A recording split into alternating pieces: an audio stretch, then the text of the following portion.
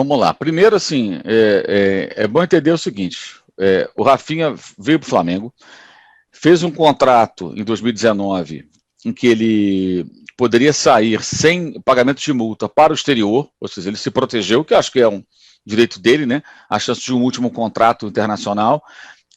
Nós demos, inclusive, essa notícia no UOL em janeiro do ano passado, eu, Pedro Ivo e o Léo Burlar, ninguém sabia disso, a gente teve essa informação e publicamos em janeiro de 2020, antes da pandemia, e de fato, no meio do ano, né, surgiu a oportunidade de transferência para o Olympiacos e ele foi para o Olympiacos. Direito dele, rompeu o contrato e foi embora. Foi jogar na Grécia, foi lá ganhar em euro. Eu acho que isso está fora de discussão. O camarada tem o direito de jogar onde ele quiser. Por alguma razão lá as coisas não foram tão bem, ele precocemente rompeu o contrato e voltou. Quis voltar para o Flamengo. O departamento de futebol queria o Rafinha. O técnico queria o Rafinha. Os jogadores queriam o Rafinha. A torcida, em boa parte, pelo que a gente percebe, também queria o Rafinha. Só que o Rafinha não jogaria de graça no Flamengo. Ele teria que receber um salário. Então, quando ele fala que não era dinheiro, não, claro que é dinheiro. A grande questão é que ele está no meio, como ficou também em parte o Diego Alves na renovação, de uma briga política. O departamento de futebol, que tem o Marcos Braz à frente, né? Tem lá também o diretor executivo, que é o Bruno Spindel, né? Que é um funcionário, ele é um cargo político, ele é um cara contratado, um profissional. O Braz não, é um cargo estatutário, né? Vice-presidente, é um cargo que o presidente pode tirá-lo de lá se quiser. E do outro lado você tem o BAP, você tem o Tostes, tem a turma mais próxima do Lantim, Gustavo Oliveira. E aí tem uma discussão, eu até escrevi sobre isso no meu blog, e o vice-presidente de marketing, Gustavo Oliveira, mandou para grupos de rubro-negros no fim de semana uma mensagem, né? Colocando o ponto de vista do marketing. Eu já o procurei e já formulei perguntas a Gustavo Oliveira. Estou aguardando que ele me responda essas perguntas para que eu publique no blog. Senão, eu posso publicar as perguntas sem as respostas dele. E as perguntas ficarão no ar, ao Léo. Porque eu afirmei e reafirmo aqui, o marketing do Flamengo é fraco. E aí tem uma questão que o departamento de futebol questiona. Bem, se o marketing trouxesse mais dinheiro, né, nessa crise, se o marketing fosse mais agressivo, mais criativo, afinal de contas, o Flamengo é campeão brasileiro, 2 anos seguidos, campeão da Libertadores, ganhou 9 taças em 2 temporadas, se você contar todas elas, Taça Guanabara, são 9 taças, né? Então, o momento em que o time está em alta e o Flamengo não consegue... o Flamengo tem 4 espaços no seu uniforme para patrocinadores, 4. 1, 2, 3, 4. O patrocinador master, o banco lá de Brasília, o BRB, foi uma articulação, na minha opinião, muito mais até política do que de marketing. Com a participação do Alexander Santos, que é o diretor de assuntos institucionais, também é um profissional contratado, que é um cara que fica ali, transita em Brasília. Foi ele que deu lá aquela homenagem da camisa do Flamengo para aquele quebrador de placa lá do Rio de Janeiro. Enfim, ele transita, assim, e transita em qualquer terreno político, tá? Me parece. Não é que ele é de uma corrente, não. Acho que ele vai para qualquer corrente. Mas ele vai penetrando nos meios e o Ibanez, que é o governador de Brasília, é rubro-negro. Foi para o Maracanã várias vezes ver jogo em 2019, 2020, foi para Lima.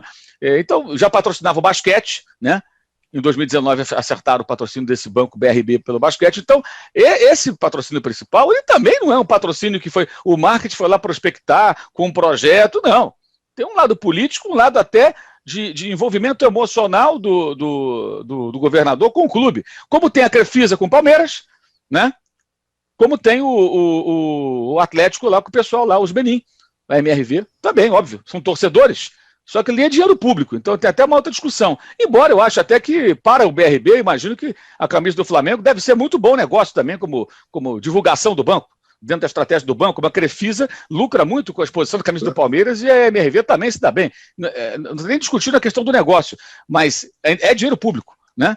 É um banco estatal. Né? E foi uma articulação, na minha opinião, pelo que acompanhamos, muito mais política, com a participação desse dirigente, Alexander, do que uma ação do marketing. O marketing do Flamengo, ele é fraco. O Flamengo não conseguiu fazer nada para melhorar o sócio torcedor na crise. Ah, mas está em crise. É aí que os caras que são bons marqueteiros aparecem, na dificuldade para fazer a coisa funcionar, com boas ideias, com sacadas, se adequando ao momento. Afinal de contas, é o time que está ganhando campeonatos aí há 2 anos. Então não deve ser tão difícil, deve ser hoje trabalhar o Botafogo, o Vasco, que estão rebaixados, uma crise danada, torcida magoada, aí é mais complicado, convenhamos, né? Então ele está também no meio dessa briga política.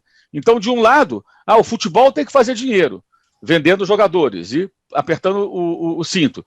E aí o futebol vai pensar, mas vem cá, outros setores deveriam trazer dinheiro para o clube, e não trazem. Isso é uma briga política, não é exatamente o BAP. é um grupo e outro grupo. É um governo de coalizão.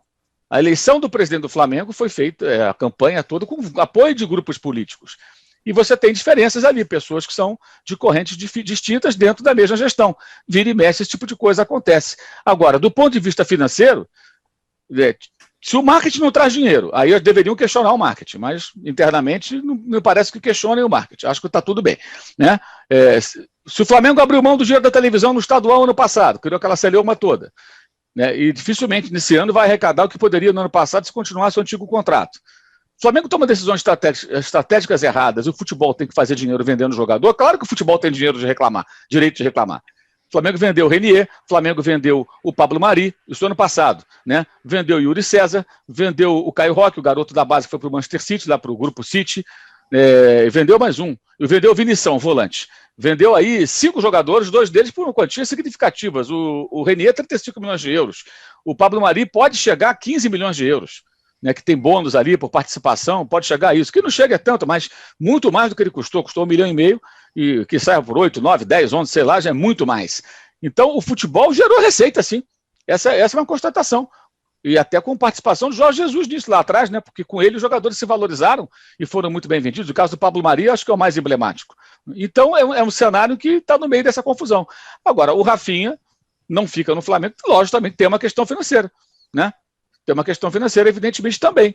Agora, deve estourar o orçamento? Aí, para mim, isso é ponto pacífico. Não. Se o marketing é ruim, discute-se o marketing. Mas se vai estourar o orçamento, não tem que contratar a Rafinha nem ninguém. Ponto final. Porque foi assim que o Flamengo se arrebentou todo no passado.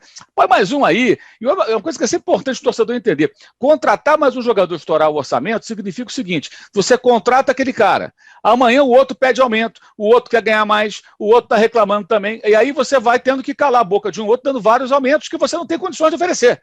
E aí você vai fazer a sua folha explodir, né? E aí a vaca vai para o brejo. Foi assim que o Flamengo se arrebentou e tantos outros clubes se colocaram na situação difícil que estão financeiramente. Então, acho que a decisão do ponto de vista técnico, ela está certa se o orçamento não pode ser respeitado. Agora, por que o orçamento não é mais elástico? Aí vem uma outra discussão que envolve, na minha opinião, também o marketing do Flamengo, que é muito ruim, muito ruim. São 4 espaços no uniforme.